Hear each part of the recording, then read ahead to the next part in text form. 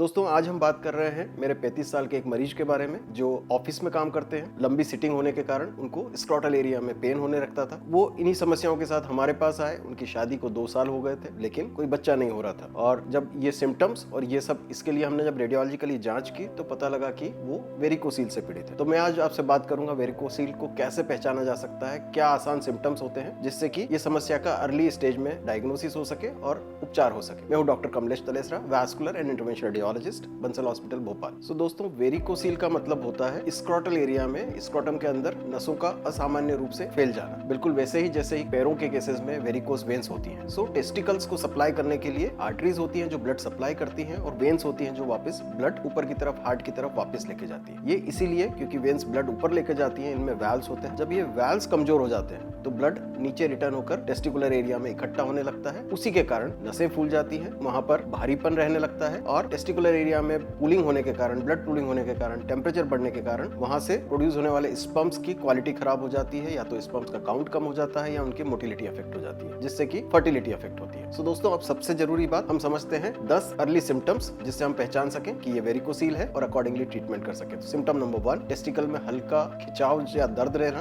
खड़े रहने या एक्सरसाइज करने पर दर्द का बढ़ जाना, स्क्रोटम एरिया में भारीपन महसूस होना, स्क्रोटल एरिया में फूली हुई नसें फील होना जिन्हें हम बैग ऑफ वर्म्स भी कहते हैं, टेस्टिकल का आकार छोटा हो जाना जिसे हम मेडिकल लैंग्वेज में अट्रोफी बोलते हैं, स्क्रोटम एरिया में सूजन आना, इनफर्टिलिटी की समस्या यानी मैरिज के बाद लंबे समय तक कंसीव करने के लिए ट्राई करने के बाद भी कंसीव नहीं कर पाना, स्क्रोटल एरिया में गर्माहट या टेम्परेचर बढ़ा हुआ रहना, शाम के समय तक स्क्रोटल एरिया में दर्द का बढ़ जाना और लेटने पर या आराम करने पर ये भारीपन, दर्द, इस तरह के लक्षणों का कम हो जाना, ये मुख्यतः वेरिकोसील के सिम्टम्स हैं। दोस्तों वेरिकोसील आम समस्या है लेकिन इसे नजरअंदाज बिल्कुल ना करें। समय पर जांच और इलाज से दर्द में राहत और साथ ही फर्टिलिटी दोनों को बेहतर किया जा सकता है। दोस्तों तो ये हमने बात की वेरिकोसील के सिम्टम्स के बारे में। अगर इससे रिलेटेड इसकी डायग्नोसिस और ट्रीटमेंट के बारे में आप डिटेल जानकारी चाहते हैं तो हमारा डिटेल्ड यूट्यूब वीडियो आप यूट्यूब चैनल पर देख सकते हैं। धन्यवाद।